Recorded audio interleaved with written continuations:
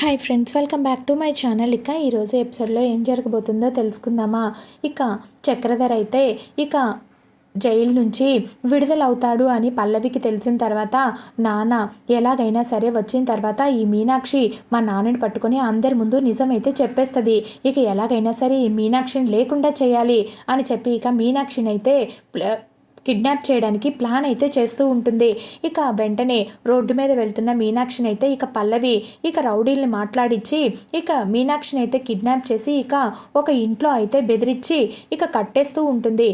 అది చూసిన మీనాక్షి, ఏయ్ ఎవరు మీరు నన్ను ఎందుకు ఇక్కడికి లాక్కొచ్చారు, అసలు మీరంతా ఎవరు, నన్ను ఇక్కడ కట్టిపడేస్తున్నారు, వదలండి, నేను ఇంటికి వెళ్ళాలి అని చెప్పి చాలా పెద్దగా అరుస్తూ ఉంటుంది. మీనాక్షి అయితే అప్పుడే అక్కడికి వచ్చిన పల్లవి, మా నాన్న దగ్గర మొత్తం ఆస్తి మొత్తం రాయించేసుకున్నావు, మా నాన్న ఆస్తి మొత్తం తీసేసుకున్నావు, ఇలాంటి ఆస్తి నాకెందుకు చెందుతుంది, అందుకే నువ్వు అడ్డంగా ఉన్నావు కాబట్టే నువ్వు మా ఆస్తి మొత్తం తీసేసుకొని వెళ్ళి నీ పిల్లలకైతే ఇచ్చేస్తావు, నాకెవరిస్తారు, నాకేముంటుంది ఇవ్వడానికి, అందుకే నిన్ను తీసుకొచ్చి ఇక్కడ బంధించేశాను అని చెప్పి పల్లవి అయితే మీనాక్షితో అంటూ ఉంటే ఆ మాటలన్నీ విన్న మీనాక్షి అయితే, లేదు నేను ఆస్తి ఎవరికి పంచట్లేదు, అయినా నేను ఆస్తి మొత్తం రాయించుకున్నానని నీకెవరు చెప్పారు, నేను ఆస్తి మొత్తం 3 భాగాలు చేశాను, అందులో నీకు కూడా ఒక భాగం ఇస్తున్నాను అని చెప్పి కనవడంతో, ఏంటి నువ్వు నాకు భాగం ఇవ్వడం ఏంటి, అయినా నువ్వు 3 భాగాలు చేయడానికి నువ్వెవరు, అసలు నా ఆస్తిని నువ్వు 3 భాగాలు చేయడం ఏంటి,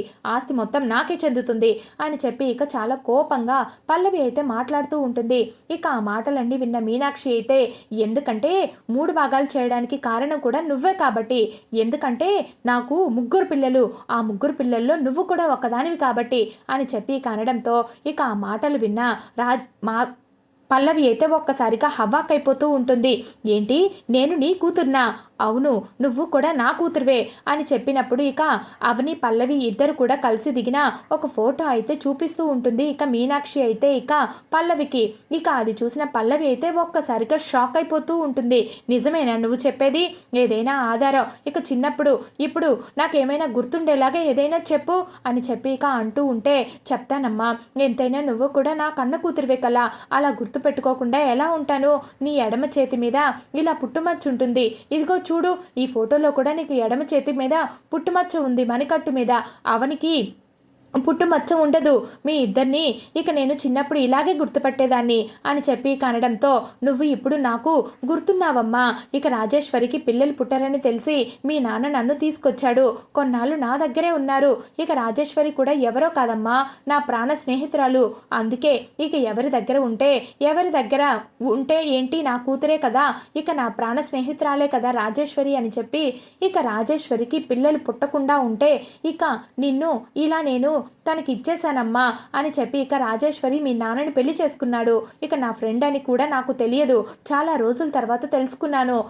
అప్పుడు నా స్నేహితురాల్ని నేను మోసం చేయలేను, నా స్నేహితురాలు బ్రతుకు నేను నాశనం చేయలేను, నా భర్త కూతురు ఇద్దరు సంతోషంగా ఉండాలి అని చెప్పి తను బాగుపడడం కోసం నేను మీ నాన్నకి దూరం అయ్యాను అని చెప్పి మీనాక్షి అయితే జరిగిందంతా కూడా చెప్పేస్తూ ఉంటుంది. పల్లవికైతే అది విన్న పల్లవి అయితే ఒక్కసారిగా షాక్ అయిపోతూ, ఏంటి మా అమ్మ నాన్న నీకు తెలియకుండానే రాజేశ్వరిని పెళ్లి చేసుకున్నాడా, నువ్వు నీ స్నేహితురాలని చెప్పి ఊరుకున్నావా, వాళ్ళని కూతుర్ని చేసి అవనిని అలాగే భరత్ని ఉంచుకున్నావా, ఇది మొత్తం నిజమేనా అని చెప్పి పల్లవి అయితే అంటూ ఉంటుంది. ఫోటో చూసినా కూడా నన్ను అనుమానిస్తూ ఉంటే నేనేం చేయాలి అని చెప్పి, కావాలంటే మీ అమ్మకి ఫోన్ చేసి కనుక్కో అని చెప్పి అంటూ ఉంటే వెంటనే పల్లవి రాజేశ్వరికి అయితే కాల్ చేస్తుంది.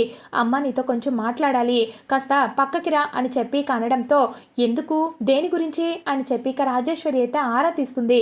నేను నిజంగా నీ కూతుర్నేనా, లేక నేను ఇంకెవరి కూతురునన్నా అయితే నువ్వు నన్ను దత్తత తీసుకొని పెంచుకుంటున్నావా అని చెప్పి రాజేశ్వరిని అడగడంతో ఆ మాట విన్న రాజేశ్వరి ఒక్కసారిగా షాక్ అయిపోతూ, ఏంటి ఎప్పుడు లేంది ఇలా అడుగుతున్నావు అని చెప్పి కనడంతో, నువ్వు నాకు నిజం చెప్పమ్మా, నా తల్లివి నువ్వే లేకపోతే వేరే ఆవిడ అని చెప్పి కనడంతో, నేను మీనాక్షి దగ్గరే ఉన్నాను అని చెప్పి గట్టిగా స్పీకర్ పెట్టి మాట్లాడుతూ ఉంటుంది. పల్లవి అయితే మీనాక్షి అయితే, అవునమ్మా మీనాక్షి చెప్పింది నిజమే, మీనాక్షి ఇక్కడికి వస్తే నా కూతురు నా భర్త నాకు దూరం అవుతారని చెప్పి మీనాక్షిని ఇన్నాళ్ళు ఒక శత్రువుగా చూశాను, కానీ నిజానికి తన భర్త నా భర్త అయ్యాడు, నువ్వు కూడా తన కన్న కూతురువేనమ్మా.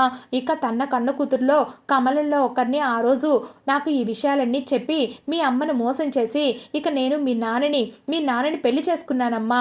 నేను మీ నాన్నకి మిత్రదోహం చేశానమ్మా అని చెప్పి ఇక తప్పంతా నాదేనమ్మా అంటూ ఇక రాజేశ్వరి అయితే బోరున ఏడుస్తూ ఉంటుంది ఇక పల్లవికి చెప్తూ. అది విన్న పల్లవి ఒక్కసారిగా హవాక్ అయిపోయి, అంటే మీనాక్షి చెప్పింది మొత్తం నిజమే అన్నమాట. నా కన్న తల్లి ఇక మీనాక్షి అన్నమాట. ఇక నేను నా కన్న తల్లి ఈరోజు ఇలా చేశానా అని చెప్పి ఇక పల్లవి కూడా కుమిలిపోతూ ఉంటుంది. ఇక చాలా బాధపడిపోతూ ఉంటే ఇక అప్పుడే అక్కడికి చక్రధర అయితే వస్తూ, ఏమైంది బేబీ, ఏమైంది రాజేశ్వరి, ఎందుకు అలా ఉన్నావు అని చెప్పి ఇక అడుగుతూ ఉంటే, ఏం లేదండి, ఏం లేదు, ఇన్నాళ్ళు ఏదైతే తెలియకూడదు అనుకున్నానో పల్లవికి అదే తెలిసిపోయింది. పల్లవికి నిజం తెలిసిపోయింది. ఇక పల్లవికి తన తల్లి నేను కాదు ఆ మీనాక్షి అన్న నిజం కూడా తెలిసిపోయింది. అందుకే మీనాక్షిని అటాక్ చేయడానికి వెళ్తూ ఉంటే చివరి నిమిషంలో ఇక తన కన్న కూతురే తాను ఇలా చేసిందని తట్టుకోలేక ఒక కన్న తల్లి కూతురికి నిజం చెప్పేసిందండి అని చెప్పి ఇక రాజేశ్వరి అయితే చక్రధర్ని పట్టుకొని బాధపడిపోతూ ఉంటుంది.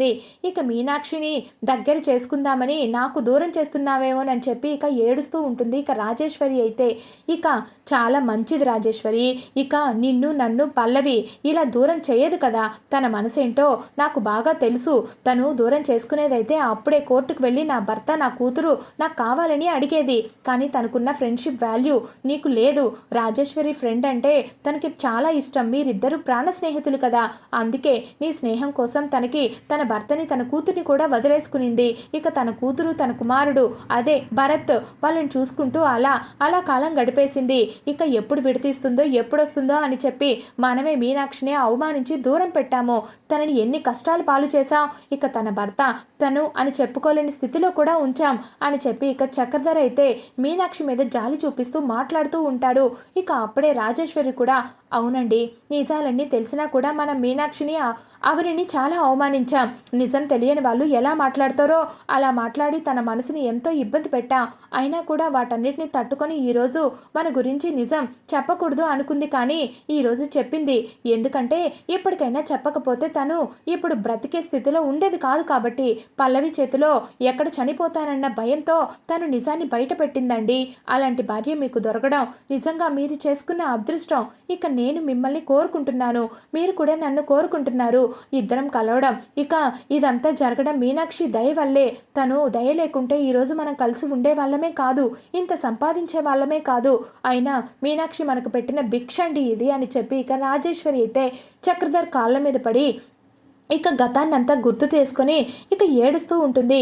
ఇక అప్పుడే చక్రధర అయితే వెంటనే పల్లవికి అయితే ఫోన్ చేస్తూ ఉంటాడు. అమ్మ పల్లవి, నేను చెప్తాను కదమ్మా, మీనాక్షిని కిడ్నాప్ చేయొద్దని. ఎందుకు చేశావు, అసలు ఏం జరిగింది, నీ కన్న తల్లిని నువ్వు ఇలా చేయాలనుకుంటున్నావా? వద్దమ్మా, మీనాక్షి అమాయకురాలు, చాలా మంచి మనిషి, వద్దమ్మా వదిలేసాయి అని చెప్పి ఇక అనడంతో ఇక చక్రధర్ వెంటనే కాల్ అయితే కట్ చేస్తూ ఉంటుంది. ఇన్నాళ్ళు నన్ను కూడా ఇలా వాడుకున్నావన్నమాట.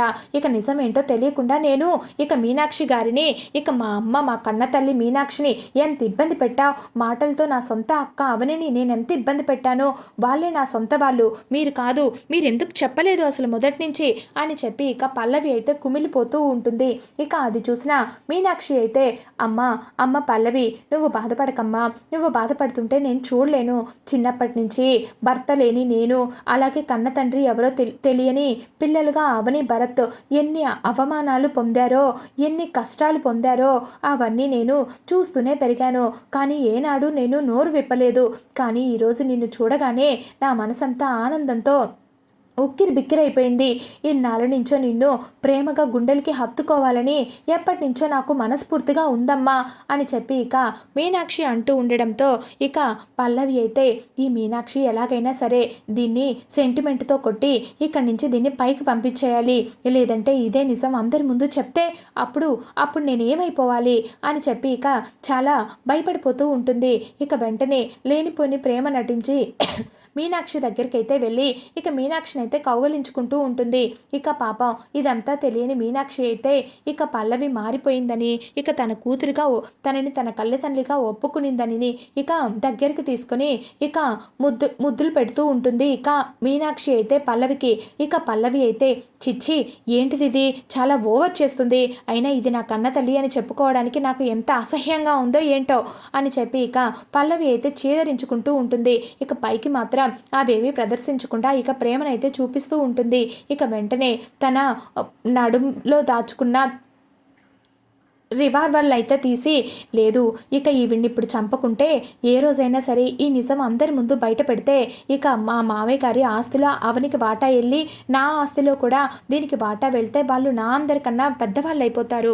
అప్పుడు నాకన్నా అవని పై స్థాయిలో ఉంటుంది, నేను ఎప్పుడు కింద స్థాయిలోనే ఉండాలి అని చెప్పి ఇక పల్లవి అయితే ఇక రివాల్వర్తో మీనాక్షిని అయితే ఇక గన్ పాయింట్ పెట్టి ఇక షూట్ చేస్తుంది. ఇక ఒక్కసారిగా షూట్ చేయడంతో ఇక మీనాక్షి అయితే ఇక కుప్పకూలిపోతూ ఇక చైర్లో పడిపోతూ అమ్మ పల్లవి అంటూ ఇక ఆఖరి శ్వాస అయితే వదులుతూ ఉంటుంది. పల్లవిని కాబట్టే ఇలా చేశాను, అదే అవని అయితే ఎప్పటికీ ఇలా చేయదు కదా, అయినా నువ్వు నా కన్న తల్లి అని చెప్పుకోవడానికి నాకు ఎంత సిగ్గుగా ఉందో, నేను ఎప్పటికీ నీ కన్న తల్లిని కాలేను, నువ్వు నా కన్న తల్లివి కాలేవు, నా కన్న తల్లి ఎప్పటికీ నా రాజేశ్వరియే అని చెప్పి ఇక రేయ్ ఎవడ్రా అక్కడ, ముందు ఎవరైనా మనల్ని చూసేలోపు ఈ డెడ్ బాడీని మాయం చేయండి, ఎక్కడికన్నా తీసుకెళ్ళి దూరంగా పాతేయండి, ఈ నిజాన్ని ఇంతటితోనే దీనితోనే కప్పేసేయండి, అంతేకాని నేను దీని కన్న కూతురునన్న విషయం ఎప్పటికీ ఎవరికి తెలియకూడదు, అర్థమవుతుందా, తీసుకెళ్ళండి దీన్ని ఇక్కడి నుంచి అని చెప్పి ఇక మీనాక్షిని ఆ రౌడీలకి డెడ్ బాడీని అయితే ఇచ్చేస్తూ ఉంటుంది.